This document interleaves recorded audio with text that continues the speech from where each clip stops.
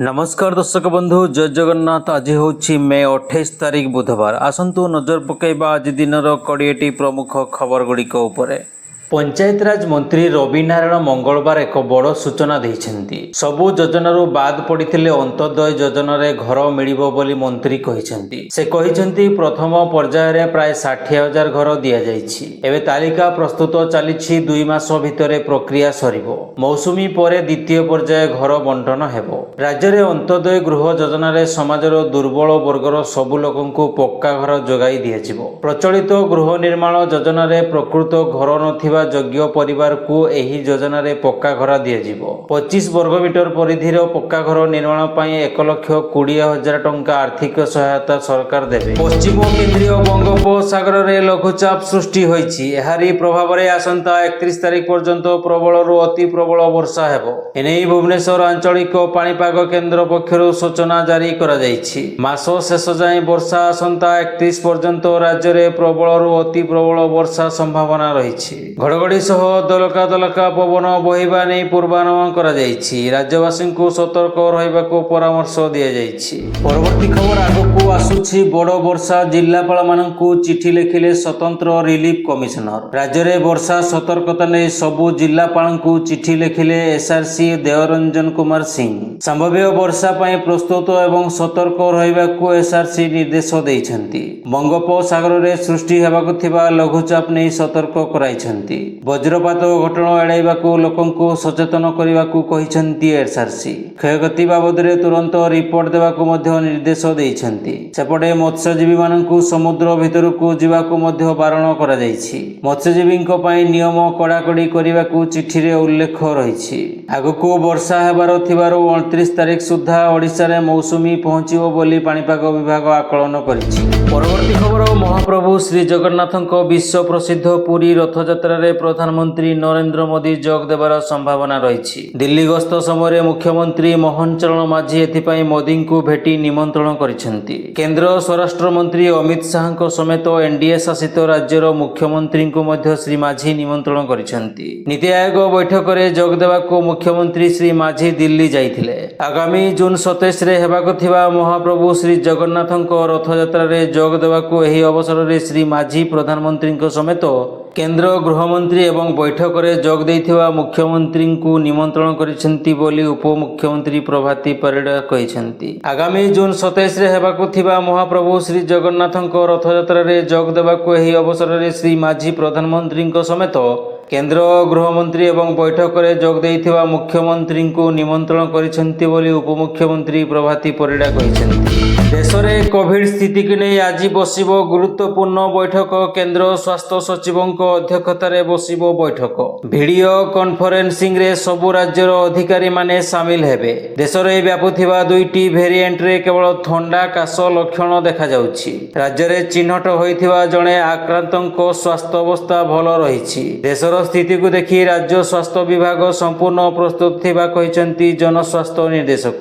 भयभीत न हेबाकू राज्यवासी को जनस्वास्थ्य निर्देशक परामर्श दैछन्ति। परवर्ती खबर प्रतिदिन जदि आपण बारंबार निजर यूपीआई आप रे बैलेंस चेक करंती, ऑटो पे लगांती किंबा ट्रांजैक्शन रो स्टेटस चेक करंती तेबे सावधान होई जांतु। National payment corporation of India रो नुआ निर्देश जारी करिछि। एहा अनुसार 2025 जुलाई 31 रु यूपीआई रे अधिक व्यवहार होउथबा किछि फीचर्स उपरे सीमा धार्य करा जिवो। नुआ निर्देश रे यूजर्स को द्वारा अधिक व्यवहार बैलेंस जांच करिबा, अपार्टमेंट को अनुमति देबा, ट्रांजैक्शन स्टेटस देखिबा एवं अन्य गुरुत्वपूर्ण कार्य को शामिल करा जायछि। एबे एही फीचर गुडी को द्वारा दिन रे केवल निर्दिष्ट संख्या रे व्यवहार करा जाय परिबो। अर्थात जदि आपण निर्धारित सीमा ठारो अधिक थर बैलेंस चेक करंती तेबे आप आपनको अनुमति देबो नाही। यूपीआई नेटवर्क रे जेपरि अनावश्यक लोड नुहे सेथिपई एनपीसीआई एही पदक्षेप नैछि। जदि बैंक किंबा आप एही नियम पालन करंती नाही तेबे एनपीसीआई सेमानंको विरुद्ध रे कठोर कार्यानुष्ठान ग्रहण करि परिबो। एनपीसीआई यूपीआई पई पीक आवर भाबरे किछि समय को निर्दिष्ट करिछि। जेपरिक सकाळ 10टारू अपराह्न 1टा एवं संध्या 5टारू राति 9:30 एही समय सिस्टम उपरे अधिक चाप एड़ाइबा पई एसबू सीमित रहिबो। परवर्ती खबर किछि वर्षर व्यवधान परे पुणी मुंड टेकिबा आरंभ करिछि कोविड-19। मुंबई ଦିଲ୍ଲୀ ଏବଂ କେରଳରେ କୋଭିଡ ଆକ୍ରାନ୍ତଙ୍କ ସଂଖ୍ୟା ବଢ଼ିବାରେ ଲାଗିଛି।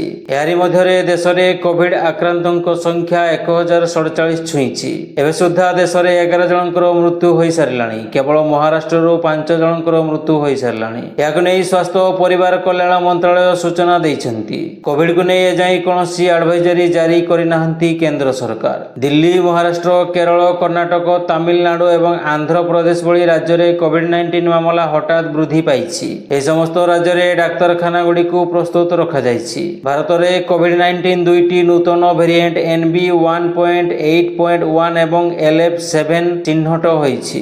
ପରବର୍ତ୍ତୀ ଖବର, ଆୟକର ରିଟର୍ଣ୍ଣ ITR ଫାଇଲ କରୁଥିବା ବ୍ୟକ୍ତିଙ୍କ ପାଇଁ ବଡ଼ ଖବର। କେନ୍ଦ୍ରୀୟ ପ୍ରତ୍ୟକ୍ଷ ଟିକସ ବୋର୍ଡ CBDT ଜୁଲାଇ 31, 2025 କିମ୍ବା ତା ପୂର୍ବରୁ ଦାଖଲ କରିବାକୁ ଥିବା IT ରିଟର୍ଣ୍ଣ ଫାଇଲର ଶେଷ ତାରିଖକୁ ବୃଦ୍ଧି କରିଛନ୍ତି। କରଦାତାଙ୍କୁ ଏକ ବଡ଼ ଆଶ୍ୱସ୍ତି ଦେଇ ଆର୍ଥିକ ବର୍ଷ 2024-25 ପାଇଁ ଆୟକର ରିଟର୍ଣ୍ଣ ଦାଖଲ କରିବାର ଶେଷ ତାରିଖକୁ ଏବେ ସେପ୍ଟେମ୍ବର 15, 2025 ପର୍ଯ୍ୟନ୍ତ ବୃଦ୍ଧି କରାଯାଇଛି। ITR ଫର୍ମ ବିଜ୍ଞପ୍ତି ଜାରି କରିବାରେ ବିଳମ୍ବ ହେବା ପରେ ଏହି ନିଷ୍ପତ୍ତି ନିଆଯାଇଛି। ପରବର୍ତ୍ତୀ ଖବର, ଏଣିକି ପଞ୍ଚାୟତ ସ୍ତରରେ ହେବ ପାଣିପାଗର ପୂର୍ବାନୁମାନ। ଏଥିପାଇଁ ଲଞ୍ଚ ହୋଇଛି ଭାରତ ଫରକାଷ୍ଟ ସିଷ୍ଟମ। ଏହି ସିଷ୍ଟମ ଦ୍ୱାରା ପ୍ରତି 6 କିଲୋମିଟର ରେଞ୍ଜରେ ପାଣିପାଗର ହେବ ସଠିକ ଆକଳନ। ଦିଲ୍ଲୀ ବିଜ୍ଞାନ ଭବନରେ ଅନୁଷ୍ଠିତ ଏକ ସ୍ୱତନ୍ତ୍ର କାର୍ଯ୍ୟକ୍ରମରେ ଏହି ମଡେଲର ଶୁଭାରମ୍ଭ କରିଛନ୍ତି କେନ୍ଦ୍ରମନ୍ତ୍ରୀ ଡକ୍ଟର ଜିତେନ୍ଦ୍ର ସିଂ। ସ୍ୱଦେଶୀ ଜ୍ଞାନ କୌଶଳରେ ନିର୍ମିତ ଏହି ମଡେଲ ଦ୍ୱାରା ପଞ୍ଚାୟତ ସ୍ତରରେ ପାଣିପାଗର ପୂର୍ବାନୁମାନ କରିବାର ବିଶ୍ୱର ପ୍ରଥମ ଦେଶ ଭାବେ ଇତିହାସ ସୃଷ୍ଟି କରିଛି ଭାରତ। IITM ଦ୍ୱାରା ପ୍ରସ୍ତୁତ ଏହି ମଡେଲକୁ ଗତ 3 ବର୍ଷ ଧରି ପରୀକ୍ଷାମୂଳକ ଭାବେ କାର୍ଯ୍ୟକାରୀ କରାଯାଉଥିଲା। ଆଗରୁ ପ୍ରତି 12 କିଲୋମିଟର ରେଞ୍ଜ ଭିତରେ ପାଣିପାଗର ପୂର୍ବାନୁମାନ କରୁଥିଲା ଭାରତୀୟ ପାଣିପାଗ ବିଭାଗ। ଏବେ ଭାରତ ଫରକାଷ୍ଟ ସିଷ୍ଟମ ଦ୍ୱାରା ପ୍ରତି 6 କିଲୋମିଟର ରେଞ୍ଜ ଭିତରେ ପାଣିପାଗର ପୂର୍ବାନୁମାନ କରାଯାଇପାରିବ। ଏହି ମଡେଲକୁ ପ୍ରତି ରାଜ୍ୟର ପଞ୍ଚାୟତ ଗୁଡ଼ିକ ସହ ସଂଯୋଗ କରାଯିବ। ମୌସୁମୀ ଆପ୍ ମାଧ୍ୟମରେ ନିଜ ଅଞ୍ଚଳର ପାଣିପାଗ ବିଷୟରେ ସୁବିଧା ସଠିକ ସୂଚନା ଜାଣିପାରିବେ ଚାଷୀ। ମୌସୁମୀ ଆପ୍ ମାଧ୍ୟମରେ ନିଜ ଅଞ୍ଚଳର ପାଣିପାଗ ବିଷୟରେ ସୁବିଧାରେ ସଠିକ ସୂଚନା ଜାଣିପାରିବେ ଚାଷୀ।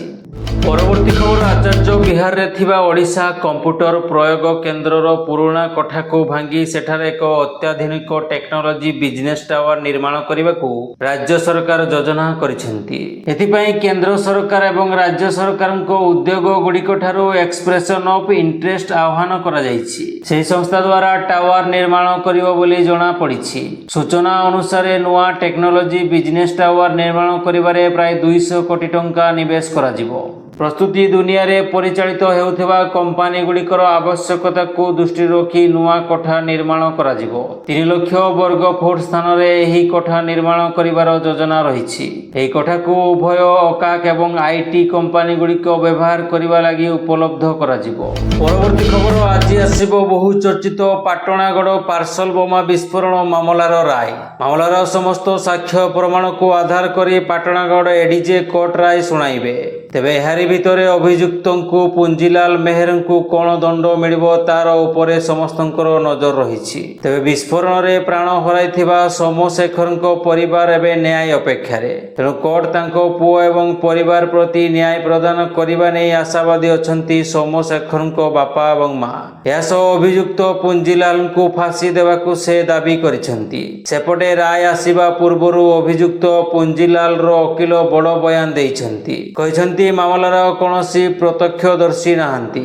ଆଇନ ଅନୁସାରେ କ୍ରାଇମବ୍ରାଞ୍ଚ ତଦନ୍ତ କରିନାହିଁ। ପରବର୍ତ୍ତୀ ଖବର, ଯାହା ଛତ୍ରଛାୟା ତଳେ ଖଣି ଦୁର୍ନୀତି ଚାଲୁଥିଲା ସେମାନେ ବର୍ତ୍ତି ପାରିବେ ନାହିଁ। ଗତକାଲି ସୁନ୍ଦରଗଡ଼ ଗସ୍ତରେ ଆସି ଏଭଳି କହିଛନ୍ତି ରାଜସ୍ୱ ମନ୍ତ୍ରୀ ସୁରେଶ ପୂଜାରୀ। କେବଳ ଲୁଟ୍ କରୁଥିବା ମାଫିଆ ନୁହେଁ ବରଂ ସେମାନଙ୍କୁ ପ୍ରଶ୍ରୟ ଦେଉଥିବା ଲୋକଙ୍କ ବିରୋଧରେ ବି ହେବ କାର୍ଯ୍ୟାନୁଷ୍ଠାନ। ମୁଖ୍ୟମନ୍ତ୍ରୀ ଖଣି ଦୁର୍ନୀତିରେ ତଦନ୍ତ ନିର୍ଦ୍ଦେଶ ଦେଇଛନ୍ତି।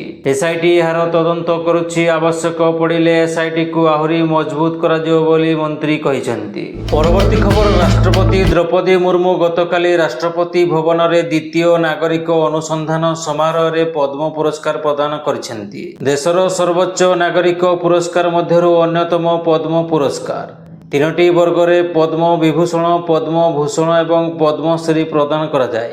କଳା, ସାମାଜିକ କାର୍ଯ୍ୟ, ବିଜ୍ଞାନ ଏବଂ ଇଞ୍ଜିନିୟରିଂ, ବାଣିଜ୍ୟ ଏବଂ ଶିଳ୍ପ, ଔଷଧ, ସାହିତ୍ୟ ଏବଂ ଶିକ୍ଷା, କ୍ରୀଡ଼ା ଏବଂ ନାଗରିକ ସେବା ସମେତ বিভিন্ন বিଭାগ এবং ক্ষেত্রে এই পুরস্কার প্রদান করা যাইଥାଏ।